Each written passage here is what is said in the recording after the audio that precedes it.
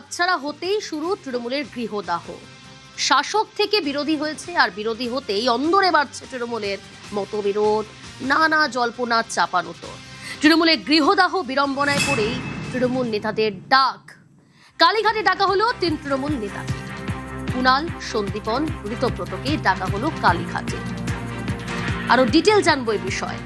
আবির রয়েছে আমার সঙ্গে। আবির, শাসক থেকে বিরোধী হতেই একেবারে তৃণমূলের গৃহদাহ একেবারে রাজ্য রাজনীতিতে এই মুহূর্তে সব থেকে বড় চর্চা এবং সব থেকে বড় আলোচিত বিষয়, একেবারে প্রকাশ্যে এসে গিয়েছে। কালীঘাটে ডেকে পাঠানো হলো, কি কারণে ডাক? দেখো, প্রথমত যারা এই মুহূর্তে তৃণমূল কংগ্রেসের অন্দরে থেকে প্রকাশ্যে মুখ খুলতে শুরু করেছেন তার মধ্যে কুণাল, ঋতব্রত, সন্দীপন রয়েছেন এবং তাদের বক্তব্য হচ্ছে যে প্রথমত এক জাহাঙ্গীরকে নিয়ে বহিষ্কারের ইস্যু, দ্বিতীয়ত হচ্ছে তাদের বক্তব্য হচ্ছে যে ধরনের দলের মধ্যে পরিবেশ তৈরি করে রাখতে হবে যাতে সবাই কথা বলার সুযোগ পান এবং তারা যে বিষয়গুলোকে তুলে ধরার চেষ্টা করছেন সেই বিষয়গুলোকে শুনে যেন সমস্যার সমাধান করা হয়। কোনো একপাক্ষিক সিদ্ধান্ত নেওয়ার জায়গাতে নেই। তারা যেভাবে লড়াই করে এসেছেন সেই লড়াইয়ের পরিপ্রেক্ষিতে দলকে চলতে হবে এবং তারা তাদের সমস্ত ধরনের বক্তব্য জানাবেন।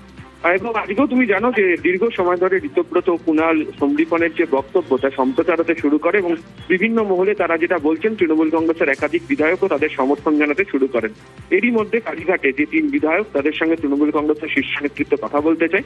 কিছুক্ষণ আগেই কালীঘাটে মমতা বন্দ্যোপাধ্যায়ের যে বাড়ি, সেই বাড়িতে ঋতব্রত বন্দ্যোপাধ্যায়, কুণাল ঘোষ এবং সন্দীপন শাহ তারা 3 জন মিলে উপস্থিত হয়েছে এবং তারা যে বিড়ম্বনার কথা বারবার ধরে বলছে, যে কারণে সমস্যার কথা তারা বারবার ধরে বলছে, সেই প্রসঙ্গ নিয়ে দলের নেতৃত্বকে তারা গোটা বিষয়টি সম্পর্কে অবহিত করতে চলেছে, এমনটাই আমরা জানতে পেরেছি।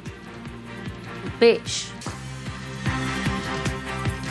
নির্বাচিত বিধায়ক আমার মনে হয় তাদেরও সবার বক্তব্য, যারা জিতে এসেছেন তাদেরও তো, আমাদেরও প্রত্যেকেরও তো একটা অভিজ্ঞতা হয়েছে ভোটে লড়তে গিয়ে। শুধু আমার অভিজ্ঞতা নয়, যারা জিতেছেন, যারা হেরেছেন, প্রত্যেকের ইন্ডিভিজুয়াল অভিজ্ঞতাটা পার্টির শোনা উচিত। সেটা গণতন্ত্রের পক্ষে, পার্টির পক্ষে, পার্টির আভ্যন্তরীণ গণতন্ত্রের পক্ষে সেটা জরুরি।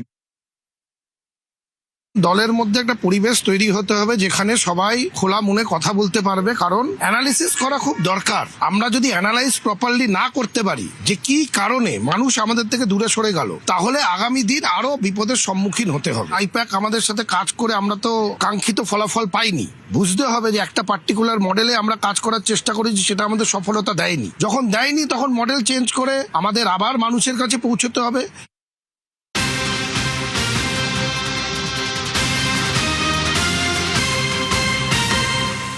অভিষেকের ডায়মন্ড হারবার মডেলকে তো ঋতব্রত, জাহাঙ্গীরের ক্ষমতা নিয়ে ফের সরব ঋতব্রত বন্দ্যোপাধ্যায়। ডায়মন্ড হারবার মডেলকে কেন্দ্রশাসিত অঞ্চলের সঙ্গে তুলনা। পুষ্পা থেকে পগার পার জাহাঙ্গীরের বিরুদ্ধে কেন ব্যবস্থা নয়? নাম না করেই অভিষেককে চ্যালেঞ্জ ঋতব্রত বন্দ্যোপাধ্যায়।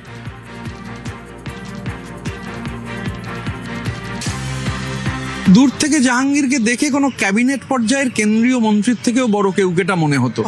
ভাব মানে সাংঘাতিক একটা ব্যাপার। ফলতায় কোনো একটা কাজ, ফলতা ইকোনমিক জোন, কোনো একটা ন্যায্য জিনিস হচ্ছে না, আটকে রয়েছে। যখন কোনো নেতৃত্বকে অনুরোধ করেছি, ও বাবা বলছে, ওরে বাবা এটা কেন্দ্রশাসিত অঞ্চল আর জাহাঙ্গীরের বাইরে কিছু হবে না, ওর মধ্যে ঢুকতে পারবো না। এই যে স্পেশাল একটা মডেল, যে একটা মডেলকে রিপ্রেজেন্ট করছে, ডায়মন্ড হারবার মডেল। হ্যাঁ, ডায়মন্ড হারবার মডেল বা ওটা অনেকে মানে ওখানে সাধারণ লোক বলেন কেন্দ্রশাসিত অঞ্চল। বিধায়ক নন, এলাকার নেতা তিনি। 1,68,000 একটা অ্যাসেম্বলি সেগমেন্টে লিড দিয়েছেন। সেই জন্য হয়তো তিনি বলেছিলেন পুষ্পা ঝুঁকে গেলেই, তা সেই পুষ্পা একেবারে শুকিয়ে ঝরে পড়ে গেছে। এই প্রশ্ন উঠবেই যে এত প্রিভিলেজড একজন, তিনি পার্টির পেছনে ছুরি মারলেন, তারপরও তাকে কেন তার বিরুদ্ধে ব্যবস্থা নেওয়া হবে না? একটা নিন্দা করে খালি দায় ঝেড়ে ফেলা হবে? তাহলে জাহাঙ্গীরকে কোথাও কি এখনো রক্ষা করার চেষ্টা হচ্ছে?